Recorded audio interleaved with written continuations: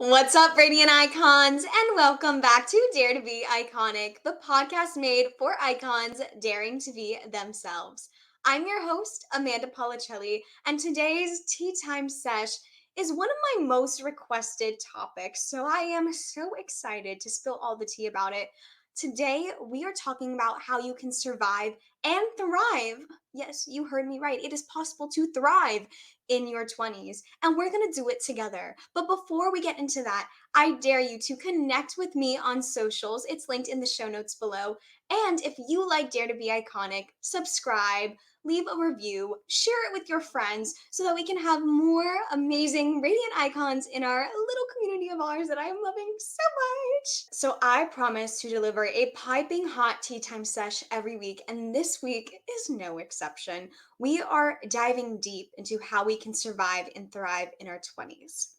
Being in my 20s has seemed almost impossible to figure out. And it all comes down to one little secret that I learned in therapy, which is embrace the early life crisis. We are currently all experiencing an early life crisis where we are the adult in the room and we're not used to being the adult. So, how do we accept that realization and move forward in one of the most confusing yet exhilarating times in our life? Well, Radiant Icons, you are in for a treat because your tea time sesh is starting now. Let me just start off with a little confession. I don't know who told us that our 20s are going to be the best times of our lives. I don't know who started that, but they were low key correct. Being in your 20s is like how I like to describe as a cocktail of terror.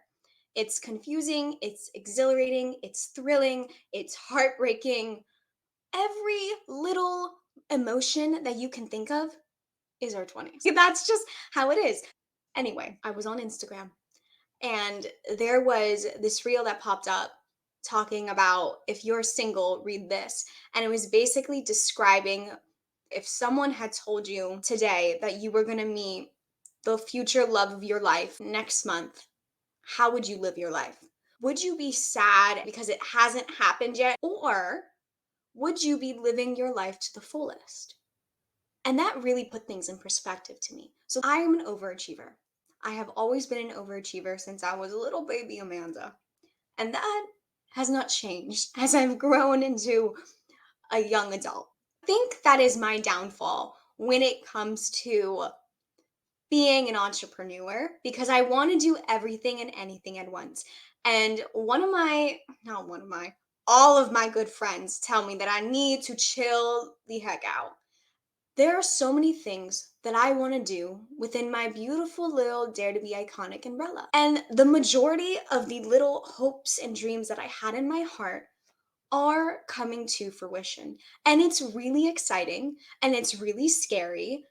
But overall, I still think I'm not doing enough, that I could be further on in my journey. Why did I wait until I was 25 or technically 24 to use my voice, right? In my head, I'm constantly beating myself up, thinking if I would have posted on LinkedIn sooner, I would have been further ahead. If I would have, I don't know, figured out what I wanted to contribute and say to the world sooner, then maybe my business would be bigger. And it's so ridiculous to think of because within just 8 months of starting Dare to Be Iconic, I have done so much, yet I can't step back and take in the blessings and the wins. So that brings me back to if I was told I was going to meet the love of my life in a month, would I be sad or would I be living life to the fullest? And it really flipped my mindset in thinking, why can't I take in the journey? Why am I so focused on the destination? Because in these two scenarios, Dare to Be Iconic, I think I can be further along and I'm being really hard on myself when really I've done a whole bunch of impressive stuff that I should be proud of, and I am. Yet that self-doubt and that imposter syndrome pops up. It's like a little plant that decides to sprout and it feeds into your insecurities. And then with the singleness, why can't we just enjoy being single and enjoy that journey of figuring it out? Because the key to surviving and thriving in your 20s is accepting the early life crisis we're in and having fun in figuring it out. This journey of the in between to the destination, of figuring out what we're supposed to be doing, in quotation marks, in our 20s, is what makes it this cocktail of terror. Yes, the journey may be really daunting and scary, but it's also a lot of fun. It's unpredictable, yet exciting. It's that fear of the unknown, yet the exhilaration of it. We have to figure it out for ourselves. We have that freedom. So why not embrace it? And one other thing I'm also realizing within this concept of embracing this early life crisis is that everyone's timeline looks different. And just because mine isn't like my parents when they were in their 20s, or my friends who are having kids now, or my friends who are married, or my friends who are going to Europe, doesn't mean that my timeline is wrong. So, why do I feel the need to exhilarate my timeline and not enjoy the journey that I'm in? Because I'm exactly where I should be. Even if it's not where I expect it to be, I'm exactly where I should be. So, why do I feel like I need to rush it? Why do I feel like I need to do all the things at once because I'm running out of time? I have all the time in the world. We are in our 20s. So, why do we feel the need to have the answer right now? Because, spoiler alert, we're not going to have the answer in 2 months. We may not even have the answer in 10 years, and that's okay. And I think that's what we need to accept. We need to say yes to life, but we also need to embrace the stage that we're currently in, which goes back to what I mentioned in episode 3, trusting our path like we trust an Uber. We are on the right path for ourselves. And just because our timeline may look different than our friends, than the TikTokers who are killing it right now, doesn't mean that one, our contributions to the world are insignificant, and two, doesn't mean that our path is wrong. It is right for us. And we need to start normalizing that and accepting that. That's how you survive and thrive in your 20s.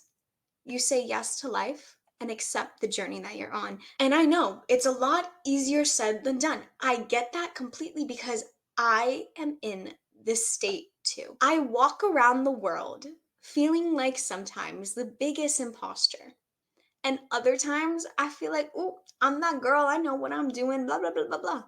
I'm in that constant state of going back and forth of feeling like an imposter and then feeling like the baddest girl alive. It is so normal to feel all these feelings because no one's path looks the same. This episode is your reminder to trust the journey that you're on because the journey is the fun part. Figuring it out is fun. Why do you want to know the answer? It's like you pick up a new book and you skip all the way to the end to know what happens. And then you're like, okay, great. Now I know what happens. Let me read to the beginning. What? Why skip to the ending when you have a good middle and a good beginning? And that's the same concept with our 20s. Why are we going to rush to see, oh, how is the end result going to be in our 30s? Why rush it? We are exactly where we need to be. So let's enjoy it. Let's have fun. Say yes to life. Say yes to the crazy things that you thought you never were going to do. Take that trip to Europe. Buy the concert tickets. Kiss the boy in the bar. Like, do it. You're going to fail, and that's okay. You're going to be imperfect, and that's okay. But you're also going to succeed sometimes, and that's great. So do it all. Say yes to life, say yes to the journey, and embrace the early life crisis. So, what are some action steps that you can take so that you can survive and thrive in your 20s? I got you. Self reflection is a big part of this process, of this Dare to Be Iconic journey. I love a good journal. Journaling allows you to really take in the moments and see your thought process and just be like, what is actually going on in my brain? How am I feeling? And how can I get to the root of it?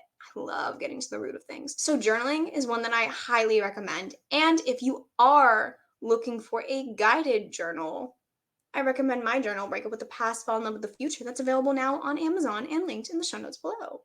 Shameless plug. But journaling will be your best friend on this Dare to Be Iconic journey while you're figuring out your 20s. I promise you, journaling, she's your girl.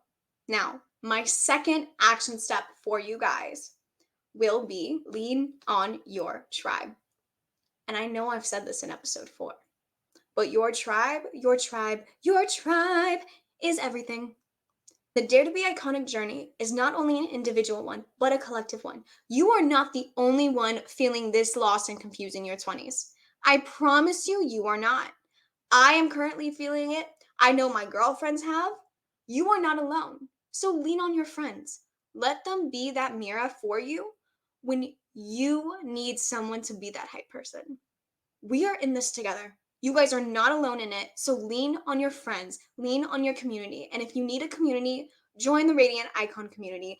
That is our tea time sesh for today, Radiant Icons. I hope you liked today's episode because this tea time sesh, was it a little bit chaotic and unhinged? Absolutely. But that's what it's like being in our 20s. So I hope you liked it. And if you did, make sure to subscribe, leave a review, share it with your friends, and connect with me on socials so you can join our beautiful Radiant Icon community. Next week, we have my girls, Noelle and Danny. We are revealing some very exciting news for our summer that I will be documenting all on social media and on this podcast. So you definitely don't want to miss that surprise announcement. And if you know me, you probably have an idea. It's one of my favorite things to fangirl about. So I'm so excited to reveal it to you guys and bring you along for the journey. So make sure to tune in to that very chaotic and very unhinged tea time sesh because, oh my God, the editing I've had to do on that episode. But God, I love them so much, and I know you guys will love them too. So make sure to tune into next week's episode of Dare to Be Iconic because it's a good one. It's really good. But anyway, Radiant Icons, I'll see you next week. And remember, dare to be iconic. Bye.